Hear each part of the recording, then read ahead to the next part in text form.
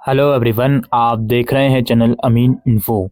दोस्तों, DSSB की तरफ से पीजीटी टीचर्स के वैकेंसीज का नोटिफिकेशन रिलीज हो गया है 30 दिसंबर की डेट में। इस नोटिफिकेशन के अकॉर्डिंग 16 जनवरी से 14 फरवरी तक इन पीजीटी टीचर वैकेंसीज के लिए आप अप्लाई कर सकते हो in case if you are eligible. याद करते हैं किन किन पोस्ट के लिए वैकेंसीज निकली हैं। आपकी पीजीटी हिंदी की वैकेंसीज निकली है मेल और फीमेल के लिए, आपका डिपार्टमेंट ऑफ एजुकेशन और न्यू दिल्ली म्यूनिसिपल कॉरपोरेशन में। इन टोटल वैकेंसीज आप यहाँ पे देख सकते हो, डिपार्टमेंट वाइज और कैटेगरी वाइज वैकेंसीज आपको दिख रही होंगी। इसके अलावा पीजीटी के अंदर मैथ्स की वैकेंसी निकली है मेल और फीमेल की अगेन, फिजिक्स की निकली है मेल और फीमेल की अगेन, केमिस्ट्री हो गया, बायोलॉजी हो गया, इकोनॉमिक्स हो गया, कॉमर्स हो गया और पीजीटी हिस्ट्री हो गया, ज्योग्राफी हो गया। इसके बाद पॉलिटिकल साइंस हो गया, सोशोलॉजी हो गया। इन सभी सब्जेक्ट्स के अंदर पीजीटी की वैकेंसीज निकली हैं। कुछ डिपार्टमेंट ऐसे हैं जहां पर अभी नंबर ऑफ वैकेंसीज की कोई भी इंफॉर्मेशन नहीं है, जो आप अपनी स्क्रीन के ऊपर देख ही रहे होंगे। इन वैकेंसीज के लिए अप्लाई केवल आपको ऑनलाइन ही करना है। 14 फरवरी तक आप इसके लिए आवेदन कर सकते हो। दोस्तों, ऑनलाइन इसके जो वैकेंसीज हैं, इसकी डिटेल में हम बात करते हैं क्वालिफिकेशंस वगैरह की। देखिए, मैं यहाँ पे आपको ब्रीफ में समझा देता हूँ, हर एक पोस्ट का इंडिविजुअली नहीं समझाऊंगा, लेकिन आपको समझ में आ जाएगा कि क्या इसका क्वालिफिकेशन है। जैसे मान लीजिए आप पीजीटी हिंदी के लिए अप्लाई कर रहे हो, इसमें ये लोग क्वालिफिकेशन मांगते हैं हिंदी के अंदर मास्टर डिग्री होनी चाहिए 50% मार्क्स के साथ, और आपका बीएड आपके पास होना चाहिए। ये बेसिक रिक्वायरमेंट है। या फिर आपने बीए बीएड या बीएससी बीएड किया हो इंटीग्रेटेड वाला, या फिर आपने 3 साल वाला इंटीग्रेटेड बीएड एमएड करा हो। ठीक है, इन दोनों में से कोई भी क्वालिफिकेशन आप मैच कर रहे हो, या तो ये दोनों या फिर ये बीए बीएड या फिर ये 3 साल वाला एमएड बीएड एमएड आपने किया हो।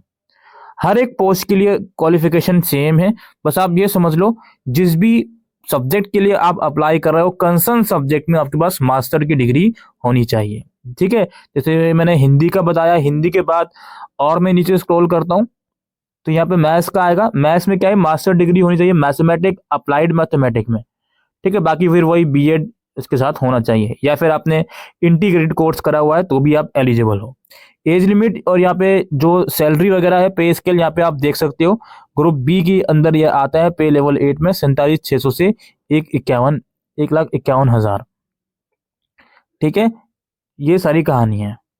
और नीचे स्क्रॉल करता हूँ, मैथ्स के अलावा और भी जो सब्जेक्ट्स हैं उसमें उसी सब्जेक्ट के अंदर आपको मास्टर डिग्री चाहिए होगी। लाइक फिजिक्स के अंदर आपको मास्टर डिग्री इन फिजिक्स या इलेक्ट्रॉनिक या अप्लाइड फिजिक्स या न्यूक्लियर फिजिक्स। ठीक है, और फिजिक्स के बाद फिर केमिस्ट्री आ जाएगा आप लोगों का, तो इसके अंदर मास्टर डिग्री आपको चाहिए होगी केमिस्ट्री बायोकेमिस्ट्री। ठीक है, केमिस्ट्री बायोकेमिस्ट्री हो गया। और फिर आपका बायोलॉजी का आ जाएगा, बायोलॉजी के अंदर मास्टर डिग्री चाहिए होगी आपको, या तो बॉटनी में, जूलॉजी में, लाइफ साइंस में, बायो साइंस में, जेनेटिक्स में, माइक्रोबायोलॉजी में, बायोटेक्नोलॉजी में और मोलिकुलर बायोलॉजी में, प्लांट फिजियोलॉजी में। ठीक है, इन सभी डिसिप्लिन में आपके पास किसी में भी मास्टर डिग्री है तो आप इसमें कर सकते हो, प्रोवाइडेड के आपने बॉटनी और जूलॉजी ग्रेजुएशन लेवल पे पढ़ा होना चाहिए। बायोलॉजी के बाद जो अदर सब्जेक्ट आपके आ जाएंगे, लाइक आपका आ गया इकोनॉमिक्स, तो ऑब्वियसली मास्टर डिग्री हो इकोनॉमिक्स में या अप्लाइड इकोनॉमिक्स में या बिजनेस इकोनॉमिक्स में। बाकी सारे रिक्वायरमेंट सेम है, बीएड चाहिए उसके साथ। इकोनॉमिक्स के बाद आपका हिस्ट्री या पॉलिटिकल साइंस आ जाएगा, तो कंसर्न सब्जेक्ट में आपके पास होना चाहिए। कॉमर्स आ गया, कॉमर्स में एमकॉम होना चाहिए ऑब्वियसली। ठीक है, मास्टर डिग्री इन कॉमर्स, और फिर वो बीएड की रिक्वायरमेंट जो भी है। इसी तरीके से दोस्तों, जो भी सब्जेक्ट के लिए आप अप्लाई कर रहे हो, कंसर्न सब्जेक्ट में मास्टर डिग्री डिग्री आपके पास होनी चाहिए, geography, history, pol science, sociology वगैरह। नाउ ये तो बात हो गई इनके इसेंशियल क्वालिफिकेशन की। नाउ जितनी भी इसेंशियल क्वालिफिकेशन और एज लिमिट है, ये सब आपकी 14 फरवरी 2025 तक कंप्लीट हो जानी चाहिए। यानी कि आप ये कहो कि सर मैं बीएड के फाइनल ईयर में हूँ, क्या मैं एलिजिबल हूँ? नहीं। अगर आपका 14 फरवरी 2025 से पहले रिजल्ट आ जाता है तो आप एलिजिबल हो, अदरवाइज नहीं। अप्लाई केवल आपको ऑनलाइन ही करना है दोस्तों, DSSB की वेबसाइट से जाके। इसकी जो फीस है 100 रुपीज लगती है फीस, और जो वुमेन कैंडिडेट और SC/ST कैंडिडेट होते हैं वो उनके लिए कोई भी फीस नहीं लगती। इन वैकेंसीज के लिए जो प्रोसेस होता है, इसमें 1 ईयर का एग्जामिनेशन होता है दोस्तों। इस एग्जामिनेशन की बात करते हैं डिटेल में। 3 घंटे का आपका पेपर होगा, 300 MCQ बेस्ड क्वेश्चन होंगे, 300 मार्क्स के। सेक्शन 1 के अंदर 5 5 सब सेक्शंस होंगे। Mental ability and reasoning ability, general awareness, language and comprehension में इंग्लिश और हिंदी दोनों, और न्यूमेरिकल एप्टीट्यूड और डेटा इंटरप्रिटेशन। ये सारे पार्ट्स कुल मिलाकर 100 मार्क्स के होंगे। और सेक्शन 2 जो होगा वो आपका सब्जेक्ट कंसर्न होगा। जिस भी सब्जेक्ट के लिए आप अप्लाई कर रहे हो उसका क्वेश्चन 200 मार्क्स की पूछे जाएंगे, पोस्ट ग्रेजुएशन और टीचिंग मेथोडोलॉजी से रिलेटेड। ठीक है। क्वेश्चन पेपर जो आएगा आपका बाइलिंगुअल होगा, हिंदी और English except the language section obviously. और मिनिमम क्वालिफाइंग मार्क्स जो भी डिसाइड करे जाएंगे इन फ्यूचर वो आपको लाने होंगे। इसमें नेगेटिव मार्किंग भी रखी जाएगी, 0.25 मार्क्स की नेगेटिव मार्किंग भी है। सही आंसर के लिए अगर 1 नंबर मिल रहा है तो अगर आंसर गलत होता है तो 0.25 की नेगेटिव मार्किंग भी होगी।